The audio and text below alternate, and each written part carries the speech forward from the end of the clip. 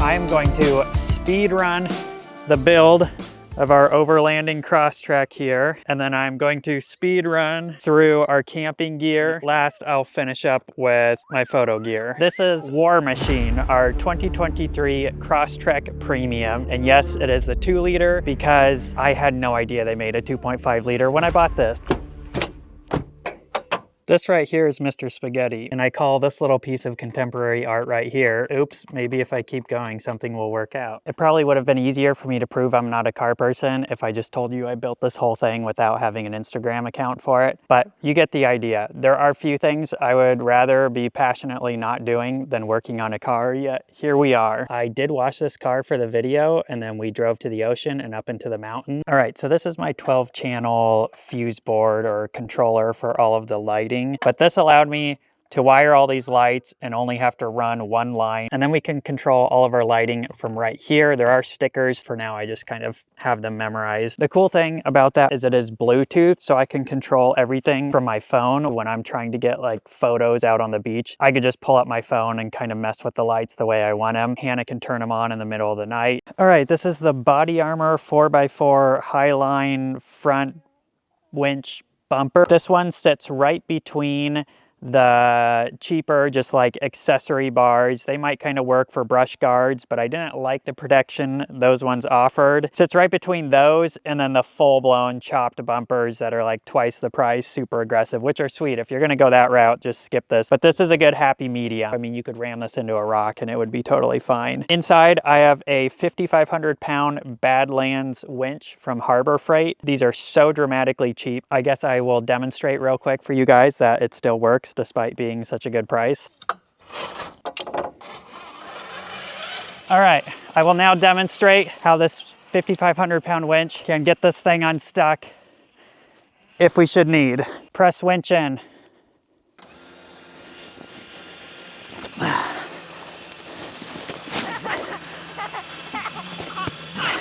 Help me pull the car out from me. Okay, stop. As you can see, if I get stuck, 5,500 pounds is enough to get me out. The Subaru Crosstrek is 3,300 pounds stock. There might be some vehicles that you can't help out on the trail, but it's not too bad for how small this car is. I chose to do no accent colors on this and just kind of black everything out. So I got these black tow hooks off Amazon. These pod lights here are just like, I think they're just motorcycle driving lights. They're 30 bucks for two, 15 bucks a piece. I got them off Amazon, no idea what the brand is. Nothing special.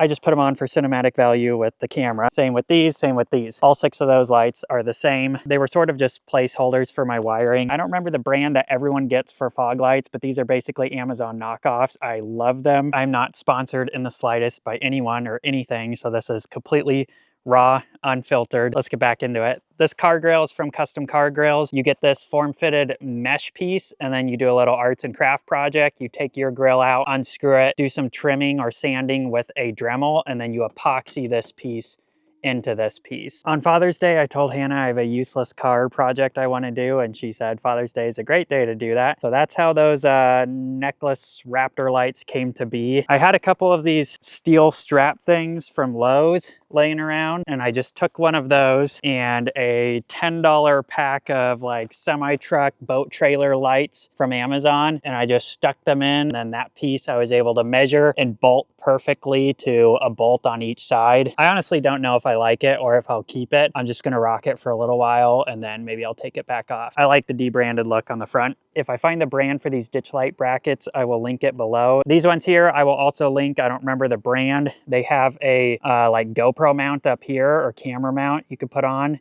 I don't have any action cameras, so I don't know.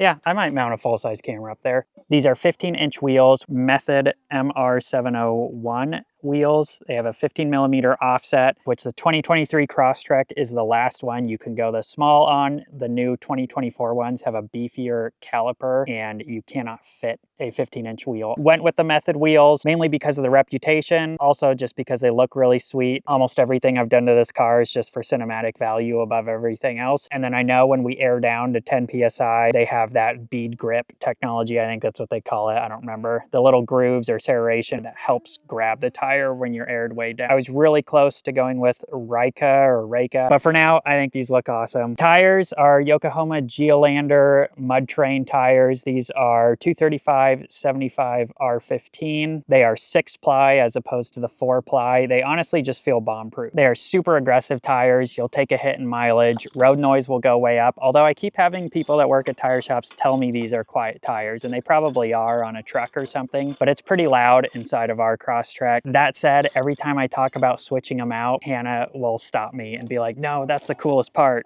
We have to keep the tires. Current setup, old setup.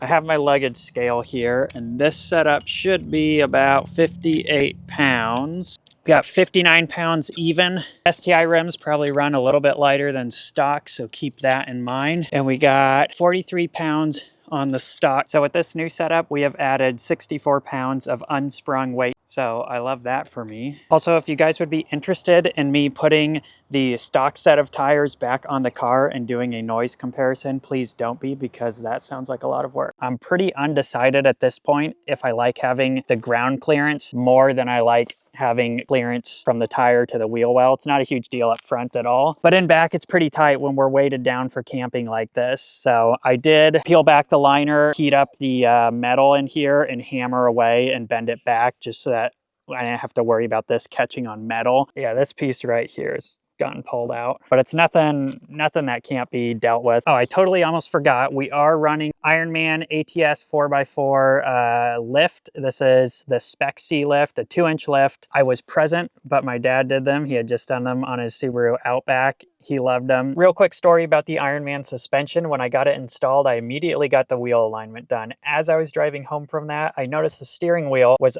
calibrated off. If that ever happens to you and you think you're going crazy, on the 2023 Crosstrek at least, you can hold the home button, double tap the tune button. That will hack the car's mainframe, giving you access to the matrix. You can tap vehicle signal right there, and on the bottom, you see steering. If I turn the steering wheel to the left, turn the steering wheel to the right, it was calibrated off by about 14 degrees. So I took it back in and they immediately redid everything. As I was driving home, I noticed it was off again. Now it's not a huge deal because we just naturally adjust for it. Like you could still totally drive the car and you would not even notice that this was off. But when I use the lane keep assist, it would try and straighten the wheel according to the digital calibration. That would jerk the wheel 14 degrees off, shoot it out of the lane, and shut down the lane keep assist. It wasn't like dangerous, it all caught itself. So before we took it back in for a third time, we thought we would go over everything that we touched. The first thing we tried was disconnecting the battery and leaving it sit till everything ran dead. Once the system was effectively rebooted and I reconnected the battery, I took it around the block and noticed it had corrected itself. I have no idea why that worked, but it did. Everything was fine for about 5 months, and then randomly it did it again and jumped to about 13 degrees off. I tried all the different tips online to recalibrate it, drive in a straight line, crank the wheel all the way to the left,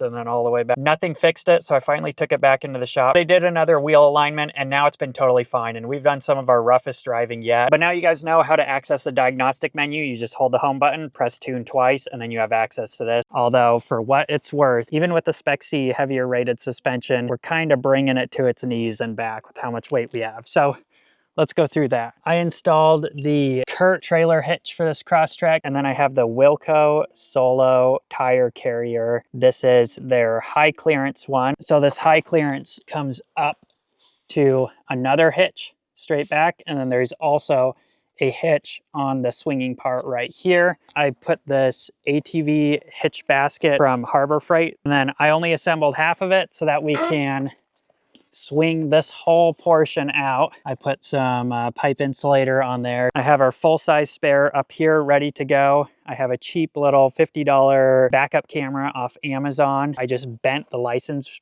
plate bracket it came with. And then I have some little thumb screws in here that let me just unscrew it by hand if I ever need to access this tire. This fold-down table I got off Amazon. It's almost identical to all the other ones out there. I think the mounting was just slightly different. I have the accessory rack for the Wilco hitch thing. I have a 5-pound propane tank. I got a couple boxes of these steel mending plates, something, I don't know. I got a whole bunch of these and I've used them all over the car, which for reference, if you saw our camping video in the Pacific Northwest, I use this at night and in the morning for our little campfire. And then I used it again a long time last night for a fire here. So with all that use, I am at roughly half a tank. which is quite a bit better than I expected out of that because we've done quite a few campfires. Okay, so this has a pull-out cutting board. Because this was made for the inside of a Jeep, this is not finished, so Hannah got some stuff at the hardware store to weatherproof that.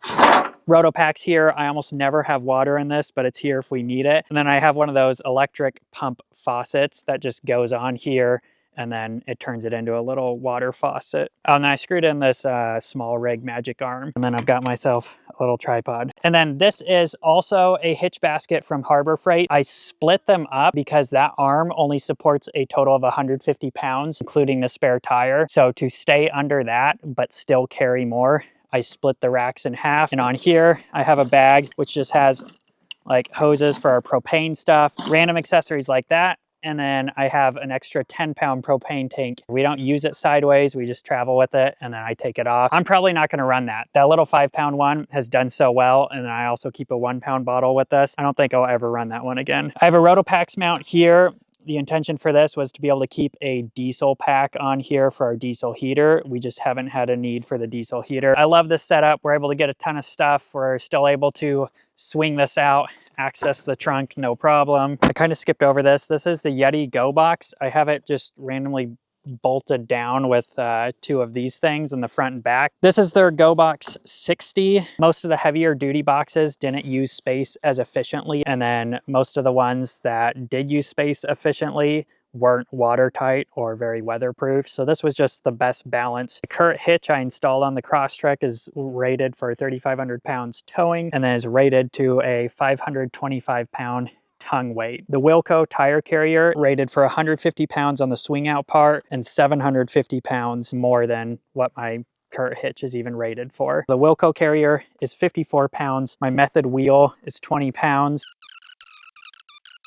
So we're at a total of 130 pounds on the swing out arm. And then on this side, which is rated to 750 pounds, 63 pounds on this side. We're able to bring all that gear, still be under half. We are back here at we are 1 o'clock news with Affinity. We are fixing and the girl sweep up there and the top 10 and Sty sweeps in the guard tent, and we went to our cousin's house and we're going back there again someday, and we have fun at that park we went to, like the beach we went to, and the wave took me away, and then and then mommy caught me. Now to the fun part. What do we have going on up top here? Let's start with the roof rack. This is the Crosstrek roof rack by Nash Fabrication. Okay, you guys are getting way more than you bargained for because I could not figure out a tactful way to communicate that I do not care about rules, regulation. So instead I'm cutting all that out and I'm just gonna literally show you guys everything. I would probably want this information if I just got a Crosstrek. Now the static roof weight rating of the Subaru Crosstrek is 750 pounds. So when this vehicle is not moving, it can support 750 pounds up top, which honestly, we have probably approached that with this vehicle when all 4 of us are in the tent with gear. The dynamic roof rating, which is how much this thing can haul while in motion, is 176 pounds. For your reference, the rooftop tent is 175 pounds and everything else totals 1 pound, so we are good. A misconception of the static and dynamic roof rating is that it has to do with the structural integrity. The reality is one of the safety functions is that they have to be able to roll over and protect the people that are in the cabin. Structurally, that roof can support the weight of the whole drive chain, which total up to significantly more than our camping gear. Now, I cannot recall off the top of my head exactly what the metrics were, but according to vehicle engineers, they come up with the dynamic roof rating based off a whole bunch of factors that essentially center around the center of gravity. So things like how high is your vehicle, how wide is your wheelbase, your tread base, where is the weight distributed, with the goal of determining what still keeps the handling on your car safe. Can you brake responsibly? Can you turn without rolling the vehicle? But that is according to a stock vehicle. This vehicle is very much not stock. We have stiffer suspension, a wider tread base, wider wheelbase, 6-ply, and the weight I have added down low with the steel bumper, winch, bigger wheels, tire rack, water tank power station, far outstripping the weight I have added up top. In fact, my downfall with this vehicle, if something does inevitably happen, which people that completely follow all the rules still have critical failures out on the trail, and that's just part of the adventure. But my downfall is going to be complacency because of how well this Crosstrek handles after we've modified it. Yeah, if I were to hop in a stock vehicle and then into this, you would notice a big difference, but it is actually really easy to forget that this is a lifted vehicle with truck tires and an enormous setup on the roof because of how well this thing handles it all. One of the best things about this Nash Fabrication roof rack is how low profile it is. In fact, I'm pretty certain it is the lowest profile roof rack out there. You can see I almost have to remove the antenna. I noticed with some of the roof rack failures, that was an issue. They had different grids or baskets stacked up and things on top of those, and it just pushed the weight up and then created multiple failure points that this roof rack just does not have. Okay, here's why I currently have the headliner dropped and the tent propped up. After many road trips, which you guys have seen, and driving on dirt roads, and when we're set up to camp, probably loading this thing up with 500 to 600 pounds worth of people at night, eventually this setup developed a creak that did not exist when I first bolted it up here. As I was trying to figure out what that creak was, I would drive around with my hand out the window on the car and the roof rack. What I noticed was that they were moving independently. It almost felt like the roof rack was on skates, and that sounds really scary, but it was on a very minor level, just enough so I could tell though. You can actually cheat and leave the eyesight up, leave all your pillars of plastic attached, and just remove the handles and dome light, and then still peel the liner down enough to access all of the roof rail bolts. The roof rack is mounted with 12 of these bolts and washers through the OEM mounted points on the reinforced steel parts. So there's basically not a scenario where this thing just rips off the roof. Somehow 12 of these things would have to all rip through the reinforced steel part at the same time. It's just not gonna happen. But I did notice some of these are ever so slightly loose. So my only real fear with the squeaking was if any of this part had loosened up enough that they're able to twist. Could it fatigue these bolts to the point of failure? I don't think it's possible for these to move enough. So while it has like settled a little bit loose like this, the whole bolt just spins in place. This is as loose as it can ever get, which is still going to hold the whole roof rack on. Now that we have all this weight on the car, I'm going to retighten, and I'm going to use a ton of red Loctite. That is why I have the tent propped up today, is to access the middle bracket, the middle of the three. I have to be able to reach through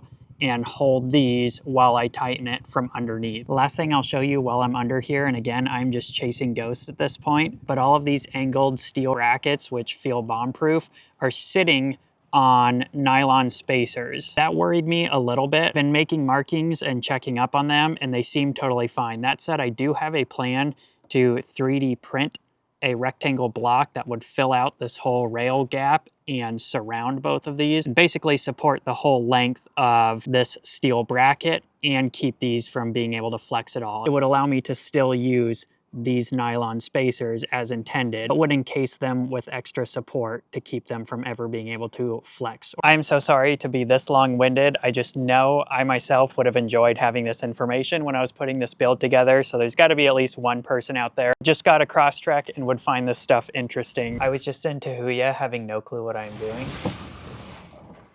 I'm in Tahuya having no clue what I'm doing. For your benefit, I wanted to give you guys a quick update. After I tightened everything down and coated the bolts in red thread locker, the roof rack has been rock solid. The squeak we heard is entirely gone. To be fair, I had never retightened those bolts since we added all this weight. Plus, things just come loose when you road trip on dirt roads. I already make a point to tighten all 40 bolts that hold the roof rack together up top, plus the 8 tent bolts, and I will just add those 12 bolts underneath to my list of things to check. To real quick answer another question we've been getting, why do this all to a Subaru Crosstrek? The short answer is it's what we had. Hannah and I both agree that when we got this, we had no plans to go this overboard, and maybe you know how slippery this slope is. This is all a blur to me going from stock to this point. At the time, we just needed a new car. It needed to be reliable since I have no mechanical skills. A Subaru Crosstrek was what was available, and I could pay cash for, which meant I could immediately start destroying it. Which on that note, life begins when you void the warranty, so quit waiting around. Get out there and void that thing. Once again, I'm totally not a professional. Do not do the things I do, just do the things that you do. But Big Car doesn't want you to know that that rating is just a number, and you are in fact a human capable of assessing, mitigating, monitoring risks, and ultimately taking on challenges. One last thing that's probably important for me to note with this build is that we did not build it for rock crawling or off-roading like this. As much fun as it is,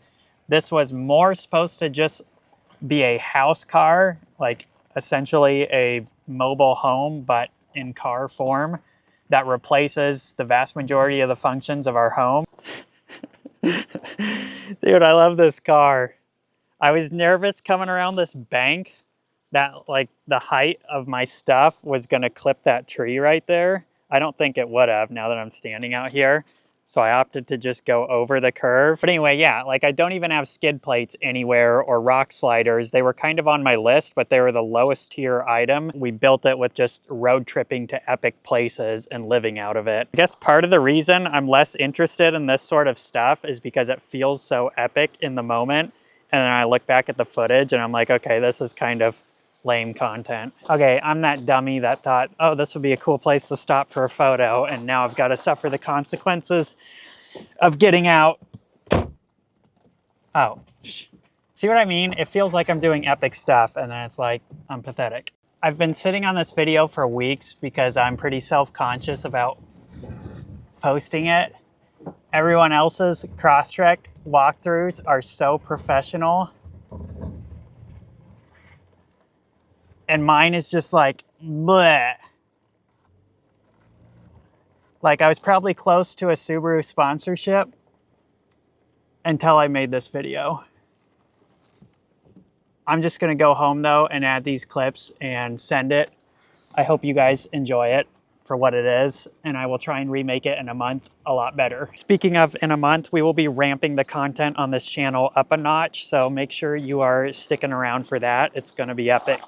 Whoa, dude, these tires are bomb. X mode is bomb. Do you even need a rear diff locker with X mode? I have no idea. Somebody that does know, post in the comments. Is it that much of an upgrade? Because I'm feeling really good after what I just experienced. Real quick here, I did get the accessory wing panels by Nash Fabrication. They just bolt onto the rack up here and then have little suction cups behind.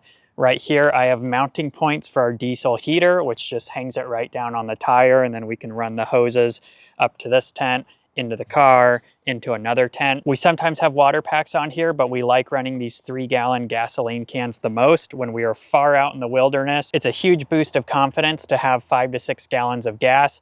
Should we run out, or should we camp and need to run the car for power or something like that? These are called Gorilla clamps. They're infinitely better than the locking Rotopax handles, which rust and break within a year. Of course, nobody likes the regulated gas caps that come on Rotopax, so these are by AI13 Billet. They're super sweet in conjunction with their nozzle. Now with these gasoline tanks, they are created to handle the expanding pressure when it gets hot. What I do is just make sure to never fill it all the way up so that there is room for that expansion. They will balloon out, so you want to make sure to not tighten this too much, otherwise it'll end up nearly impossible to get off in high heat. In addition to that, when the car is off and there's no threat of flame or anything like that, preferably during the hottest point of the day, I will just vent these and let the gas out once at a safe location, and then it's usually good to go, no issues. We got the version that has a cutout for a 38-inch light bar. I got some random one off Amazon, and the brand is apparently Angel MA.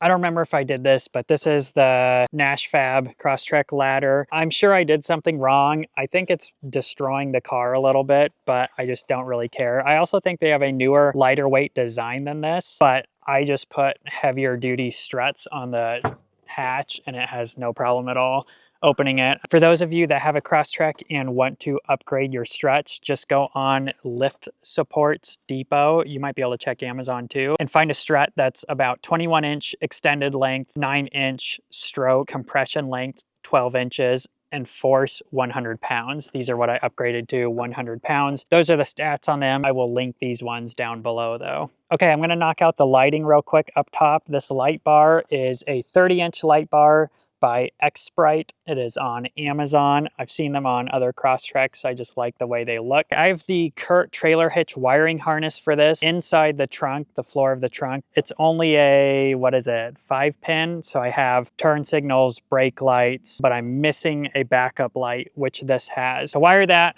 I ran the wire down inside the trunk here behind this bumper and then up into the hole where the wiring harness would come out in the floor of the trunk. Since this hitch wiring harness does not have the reverse lights, I defined and tapped those, and those are located, actually, I think they're up here.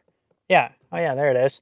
So it's a white wire in this bundle. Actually, you can barely see it sticking out. Tiny little white wire that goes into this plug, and you can just tap into that. That is the reverse lights for the Crosstrek. Then I left the controls for that light bar how they came. So this right here, this would turn them on, and this yellow switch would cycle through the strobing patterns. But as of right now, they're just on. It would work as brake lights, turn signals, and then the 3 middle ones are the white reverse lights. Okay, these are both 3-inch nightlight floods I got off Amazon. I like these 4 LED floods a lot better than these 9, but I put them all on this back corner because this will be the high point when the tent is popped. That'll be up the highest, so I can angle these wherever I need for our campground or for security or whatever. And then once we put the tent all the way up, those will just flood the whole area with light. And then I have a 6-pack of these amber rock lights. I have 3 on each side, and all of this stuff I just did in a hurry. This is automotive adhesive, very grossly wired. You've probably seen those in our other videos. There they are over on this side, and they shoot down underneath our 180-degree awning. I love those things. These are called Oxbeam side shooters. I got them off Amazon. I ordered, I don't know, maybe 5 different lights to hold up there. These are the ones we like the most.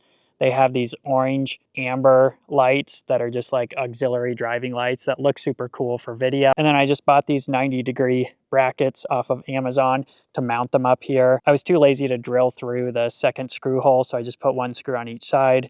If they do wiggle free and fall, the windshield will catch them. I have a Casey wire hider, but it's just, there's no way it'll fit all this. I did not do this very optimally, and I don't honestly even know how this piece is still on the car. But that's the lighting. You can see wires everywhere. It's whatever. Okay, up top, we have the NatureNest or Bama Car rooftop tent purchased off Amazon. It'll run you somewhere in the ballpark of $1,200 to $1,500, which is an absolute steal if you shopped around rooftop tents. It'll come with 2 of these brackets and 2 rooftop bars, but you can buy more of these brackets. I picked up another set as soon as I got the tent, and I just got these 30-30 T-slot rails, aluminum extrusion off Amazon in the length I wanted to go across the top. All right, I'll show you the tent real quick. Notice how even with both my roof boxes up here, this tent has no problem going up. It might even catapult that box because I don't have it secured. Nope, we're good. All right. Okay, the amount of features on this thing are just crazy. It comes with little poles and we'll pop this rain fly out. The ladder is inside the tent. Just hook it on either side or the back, which you can't really do on a Crosstrek. It comes with this nice mattress. It lives inside the tent. We have traveled with 4 or 5 blankets plus pillows plus the ladder in here. We've traveled with all 3 of our sleeping bags plus a blanket and have still been able to shut it. That said, we prefer to stuff sack our sleeping bags and just leave the pillows and the ladder in here. Pockets over there, pockets over here. You got all those pockets up there. You got a clear screen so you can slide an iPad or a phone in there, have a little movie party. There's clips all along here. You can get a insulated lining and clip it in. You have 2 12-volt outlets, 2 USB ports, a rocker switch to turn them on and off, an LED bar. The value of this tent absolutely blows my mind. They replaced the original stainless steel strut on it. I went back and forth with the company and could not figure out what the original strut was, and I ended up putting on the 185-pound big strut on there. And then later I added these smaller 100-pound struts just for redundancy. That allows us to confidently pop the tent with all of our gear still up there, even though we pretty much never do that. The tent does have this big, thick rubber gasket that would press straight down onto a flat metal ledge right here. I took some thick weather stripping and put it down here. Got a roll of that and ran it all the way around the tent. These are for the latches that lock the tent shut. Use 2 Allen keys. You can just on each side unscrew it, remove the bar, then you get access to these 2 guys. If you loosen those up, you can pull this whole thing down, and then it'll have a tighter clamp. When you seal it, it'll be pulling down harder. So just know, behind these 2 screws, it's a little bit slotted, a little bit grooved, so you can loosen it up and adjust this. By NatureNest, the same brand as the rooftop tent, this is a shower tent from them. I actually just used this morning to shower. It's super awesome. Inside we have a 180-degree vehicle awning from Overland Vehicle Systems. I absolutely love this thing. I thought it was going to be overkill, and it is overkill. But if you watched our last video, camping in the Northwest, where we actually had rain as we were setting up, that thing was able to spread out, cover our box over there. We're able to put chairs, our campfire. My office is right through this door, so I'm able to do all of that, hang out with everyone underneath that awning. Here it is set up. This is one of the reasons I got this one, is it doesn't need support legs. But when we were set up at the beach the other day and there's a little bit of wind, it does have these drop down legs here. So it's nice for some shade, and especially to get our stuff out of the rain since we are in the Pacific Northwest. It's not high enough with a Subaru Crosstrek for me to stand under, but it's really not a big deal. All right, so I wanted to mount them to the bottom rail of the tent there to get as much height as I could, but still be able to use them when the tent is popped.